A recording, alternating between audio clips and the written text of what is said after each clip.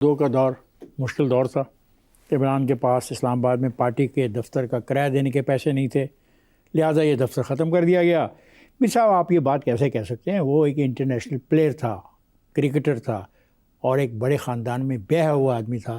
کیا اس کے پاس ایک دفتر کا کرایہ دینے کے پیسے نہیں تھے؟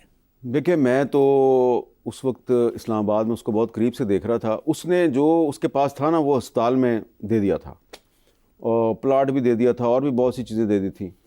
اور پارٹی چلانے کے لیے واقعی اس کے پاس پیسے نہیں تھے. اور اس بات سے تو آج کل عمران خان کا بہت بڑا دشمن ہے اکبر ایس بابر, وہ بھی انکار نہیں کرے گا, کیونکہ اکبر ایس بابر بھی ان دنوں میں چندے مانگ رہا ہوتا تھا. اور سم ٹائمز جو ہیں وہ خان صاحب جو ہیں ان کو اپنا پیسے جو ہے نا وہ خرچے پورے کرنے کے لیے باقاعدہ وہ لوگوں سے ادھار لیا کرتے تھے. تو میں ان چیزوں کو جانتا ہوں. آپ لکھتے ہیں کہ 2018 کے الیکشن میں عمران خان نے یہ کامیابی مسلسل جدوجہد سے حاصل کی ہے, شارٹ کٹ نہیں لگایا. یہ میں نے کہا ہے. سچ بولنا منع ہے.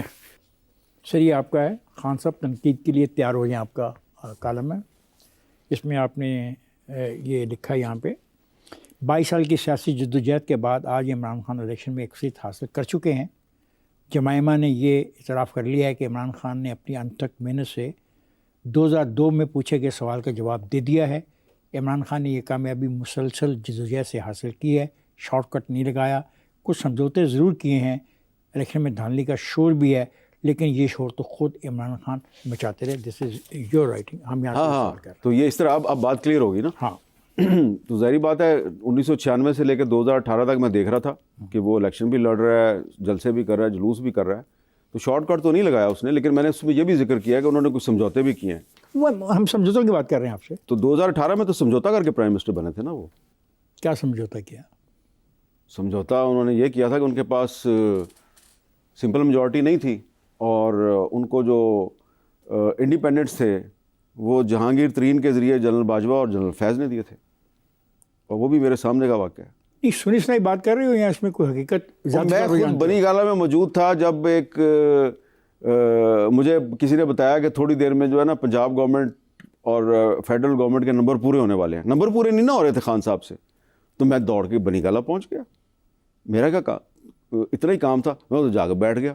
میں چائے پینی شروع کر دی. اب میں ادھر سے اٹھ ہی نہیں رہا. وہ کہہ رہے ہیں تنوں کو کوئی اور کام نہیں ہے. میں کہا نہیں, مجھے اور چائے پلاؤ, اور چائے. اس دوران میں جناب دیکھا کہ جہانگیر ترین صاحب جو ہیں انہوں نے گلے میں وہ ڈالا ہوا ہے پی ٹی آئی کا جھنڈا, اور 10-15 بندے ان کے پیچھے پیچھے آ رہے ہیں. تو میں گننے بنی گالا میں کہا اون چودھری یہ ایم پی ہیں کہ ایم این اے ہیں؟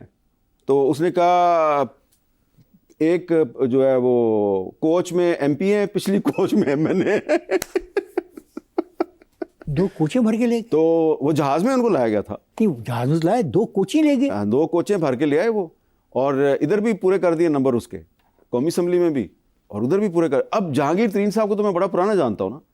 تو میں نے پھر جب ترین صاحب جا رہے تھے تو میں آگے ہوا, میں کہا ترین صاحب السلام علیکم, آپ نے اپنی اسائنمنٹ پوری کر دی؟ ہمیں دیکھو میں نے تو اسائنمنٹ پوری کر دی.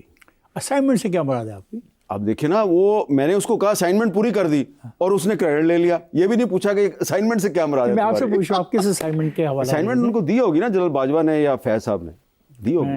ہمیں عمران خان کا حشر نواز شریف سے مختلف نہیں ہوگا, آپ نے لکھا. یہ بات آپ نے اس وقت کہی جب عمران خان اقتدار میں تھے. عمران خان کے حشر کا اندازہ ان کے کس مخصوص عمل کی بنا پر آپ نے لگایا؟ میں نے عمران خان صاحب کے انجام کے بارے میں صرف لکھا نہیں بلکہ ان کو مل کے بتایا. جس دن جنرل باجوہ نے میرے سمیت 3-4 صحافیوں کو آرمی ہاؤس میں بلا کے, کون کون تھے صحافی؟ چھوڑے نا اب بیچارے, وہ اگر نہیں نام بیچارے ہیں وہ, یعنی جن کو جنرل باجوہ بلائے وہ بیچارے ہیں. آپ بیچارے لوگوں میں سے. وہاں مالک صاحب تھے, کاشف عباسی صاحب تھے, اور ندیم ملک صاحب تھے. ٹھیک ہے.